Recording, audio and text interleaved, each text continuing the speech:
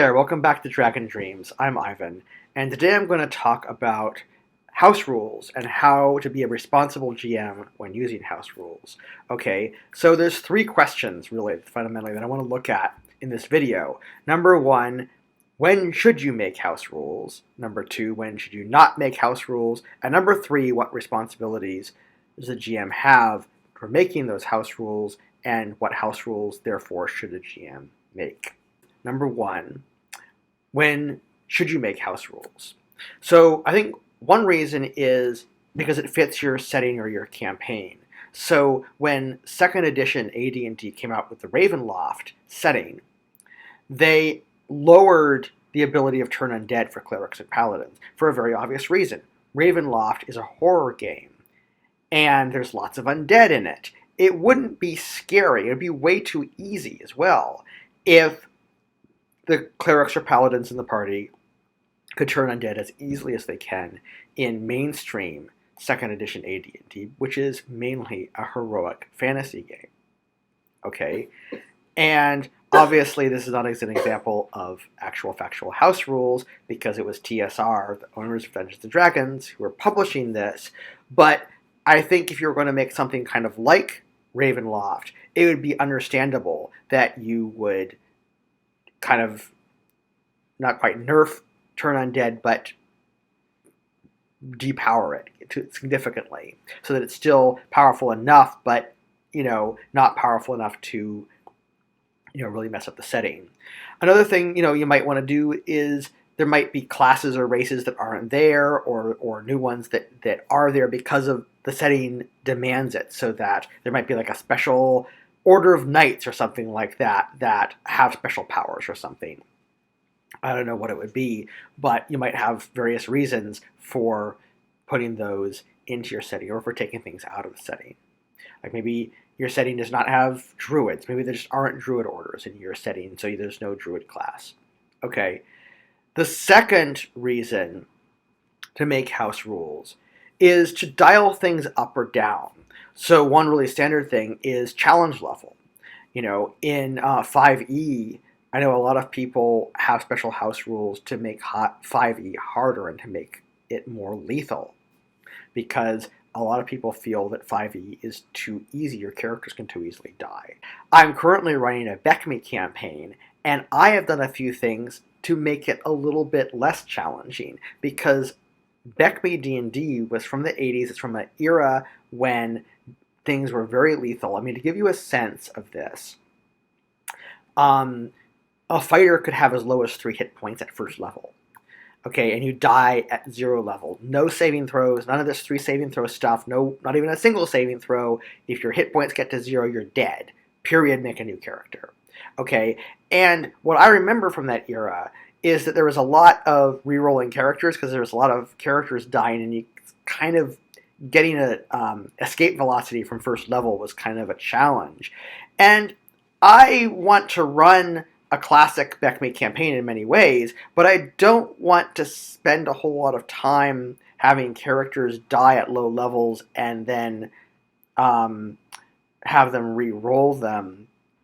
So I've made some sensible changes to make things just a little bit easier. I have one house rule which is almost just in every, even old school D&D game, which is max hit points at first level, for example.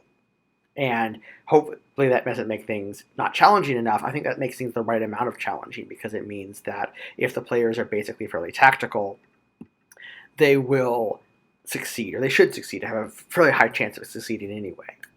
Okay, and so another thing that could be dialed up or down is logistics, like encumbrance, for example, or lighting, movement. For some people, like if you're doing a dungeon crawl, for example, logistics may be a very important thing. And for other people, if they just kind of want to get on with the story and just want to hand wave that kind of stuff, it may not be important to even use those rules. Also, it may be important to some people to make the rules simpler, or for other people to make them more complex. So I know for me, I'm a very rules light oriented person. I'm middle-aged. I just don't have time in my life to, spend a whole lot of time figuring out the complexities of things like encumbrance. You have to add up all the weight of all the different items that every single character is has, and every time they take a new item or get new treasure, whatever, they have to adjust that. That's just a lot of work. And when I have a 3 to 4 hour session once a week, it's just too much to do. So I use a very simple encumbrance system.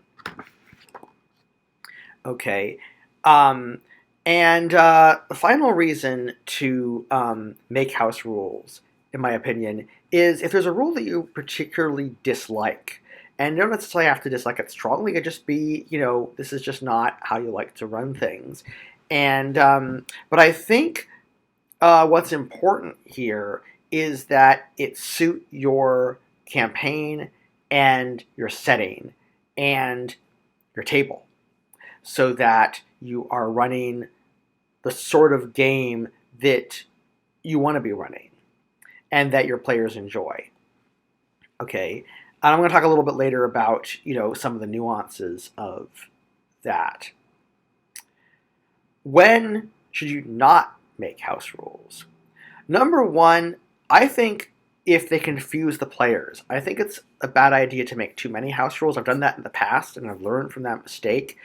I think that it's important for players to know what the rules are. And if they can't just take the rule book and put that together with your house rules, hopefully in a printed handout, if it's an in-person game, or a file that you have accessible someplace, if it's a online or virtual game, then it's very difficult for them to kind of plan out what their characters are going to do, or to really get a sense of, what is needed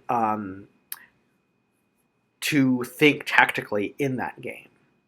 Okay, so one thing that I really highly recommend, this is something that I'm doing in my current Beck Me campaign, is to have these handouts available. So I have a house rules handout, it's 1 page long.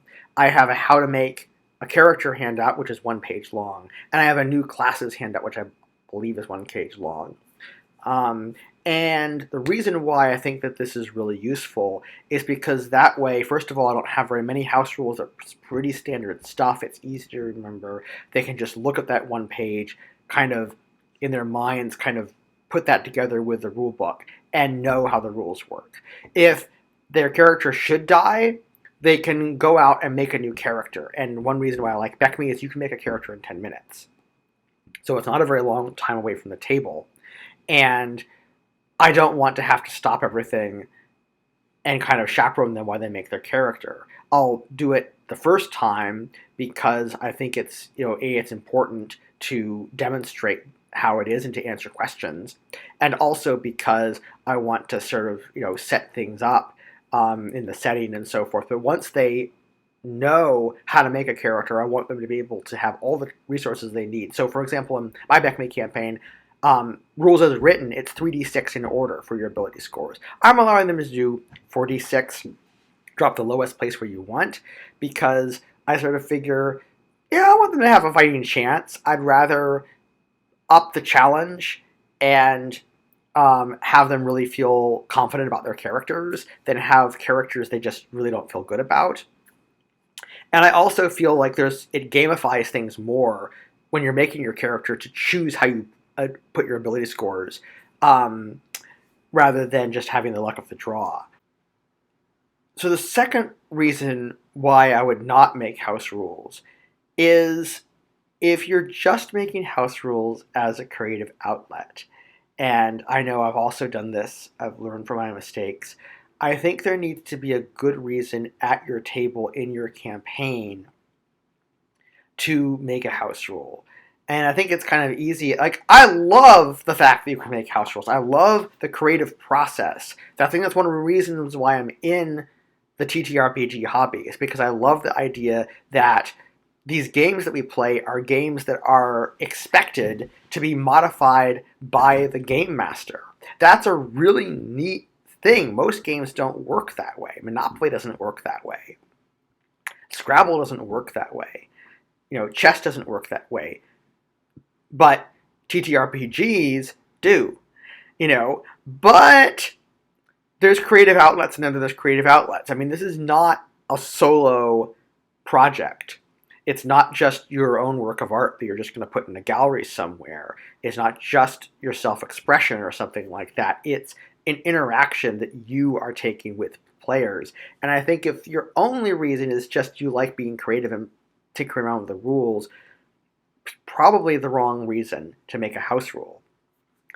It might be better to take all that creative energy and try your hand at making your own role-playing game. Maybe you'll come up with something really neat that hasn't been done before, you know. But it'll take a lot of playtesting and things like that. And honestly, if you're putting things on there just as a creative outlet, you're likely, first of all, to overwhelm your players, just like I was saying you should not do. You're going to confuse them with a whole bunch of house rules. You're going to have house rules you haven't playtested. It's just the more house rules you make, the more confusion you have and the less playtesting you have and the more chance you have of unbalancing things. Okay, so just having not really a very good reason is going to introduce chaos into the system that's unnecessary. And related to that is the never-ending quest for realism. I think that's also the wrong reason to house rule. Games, in general, are approximations, okay? And one thing that there's this professor at University of Utah named C.T. Nguyen. First initial C, middle name Thi, last name Nguyen. I'll put a link to his website below. And he is a philosopher of the aesthetics of games. One thing that he says about games is he thinks one reason why people like them is because they're simpler than reality. They're not too simple, otherwise they wouldn't be challenging. They're the right amount of simple. But honestly, in our own lives, I think most of us don't really find a lot of things in life fun. I mean, yes, life is fundamentally good. That's a whole philosophical question as to how we should view life. But we don't tend to sort of go, oh yeah, I love, just how complex reality is, and I want to, have fun with it.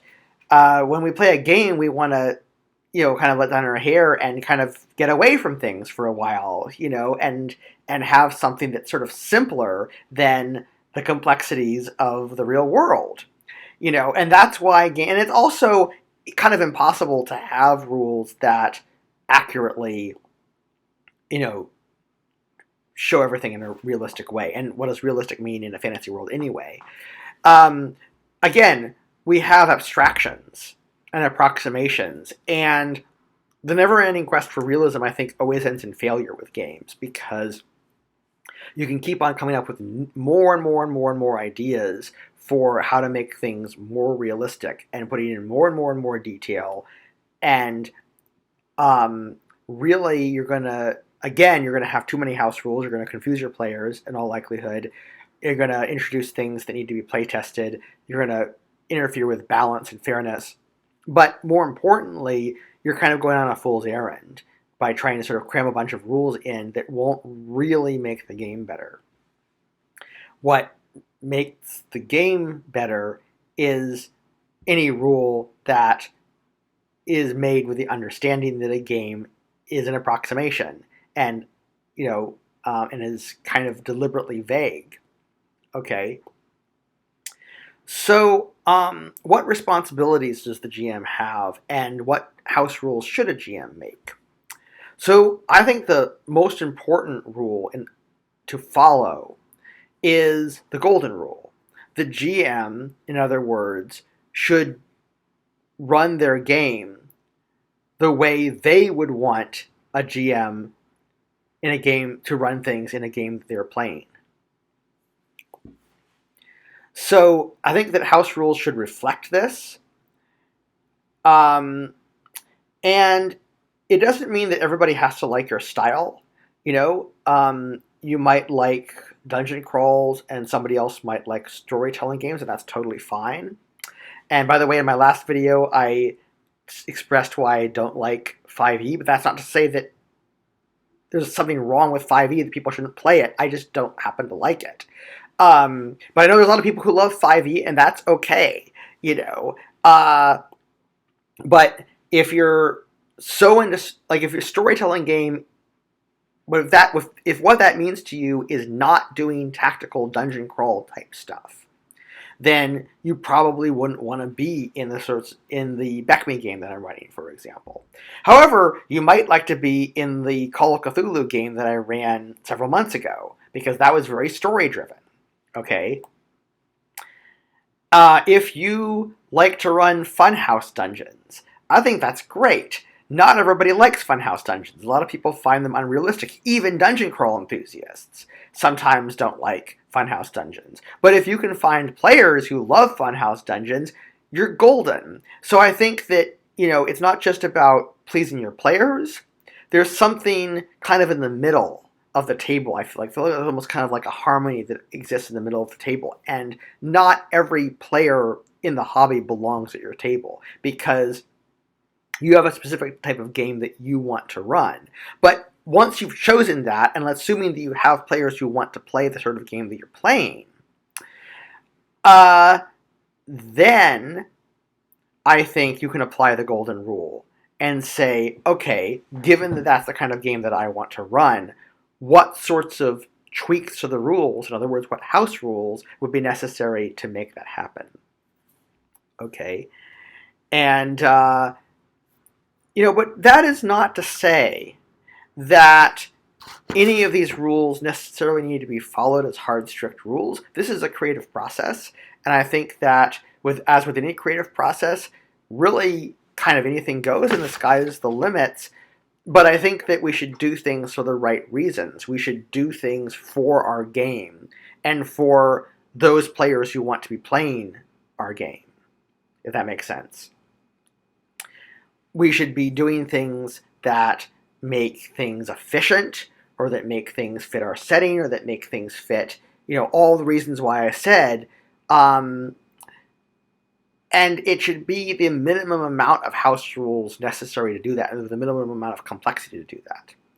And another way to get at that, or another approach to all this, if you want to do a lot of homebrewing and things like that, of homebrewed classes, homebrewed races, is if you can kind of grok sort of the vibe of the game that you're playing. I think you can also make things that the players really grok as well, because they're sort of used to the way that the game works. So, if you, for example, I'll put this in the link below, I have a list of specialist classes for OSRs that reflect a rule in Beckme that certain characters of certain classes and certain alignment combinations can rise up to specialist classes at 9th level. In my version of the rules, it's 4th level, not 9th, because I want people to be able to do it within the campaign. All campaigns go to 9th, but I think it's reasonable to expect a campaign to go to 4th. And I felt that they didn't really have enough of this. It's like fighters can become paladins if they're lawful, or like anti-paladins if they're chaotic, and knights otherwise. Clerics can become druids if they're neutral, but there isn't anything for like a lawful cleric or a chaotic cleric. There isn't really much for a thief. There's sort of like only one thing for a magic user, which is a magist, which is basically serving in a lord or king's court, or a lady's court, or a queen's court. So what I did is I made more specialist classes. So, for example, I had a concept that thieves can become bards at 4th level, but I modeled it after how the paladin class works. So the paladin class, they're fighters, but they have the abilities of clerics of 1/3 their level. They also need a wisdom of 13 or higher. So I looked at that and I said, aha, the Beckme way to make specialist classes is to take a basic class, to add this sort of 1/3 of another class into the mix of it, to give some disadvantages, because paladins also have disadvantages compared to fighters, and then to have an ability score requirement of 13 plus for the prime requisite of the class that they're getting at 1/3. Okay, so taking the paladin, I basically kind of translated that into bard by saying a thief needs to have an intelligence of 13 or higher, and they operate as a magic user of 1/3 their level. They also have some disadvantages, and of course they have, the ability to play music and that kind of thing. In conclusion, follow the golden rule. That is, make house rules that you would want to have if you were playing in your game. Make house rules when you need to fit them into your campaign or setting, dial something up or down, or change a rule that you disagree with in some way. Do not make house rules if it will confuse the players. If it's just a creative outlet and it doesn't really add anything to the game. Or if it's a never-ending quest for realism that, again, doesn't really add anything to the game. These are all guidelines, though, and, do feel free to be creative, I think, because this is a creative process. But, I think that the big takeaway here is that GMs need to be responsible. This is not just about you doing whatever you want regardless of the players. It is about you having fun as a GM, but it's fun in harmony with the players' fun, right? And so that being a GM is a huge responsibility. I explained in an earlier video my theory that a TTRPG is in fact a game-making game because there's the game that the GM is making using the system, and then the game the players are actually playing is actually the game the GM has made. That is to say, the adventure or the campaign the GM creates is actually a game that was made using the rules. So house rules are really kind of taking that whole process to the next level, to where you say, well, yeah, I can use this game rules as written, but I want to open the hood and I want to soup things up. See? And if you're going to do that, you need to take responsibility. So let me know what you think. Let me know what sorts of house rules you like or don't like. How do you go about house rules? When do you think you should or should not make them? And what are your tips on making house rules? All right. See you later, everybody.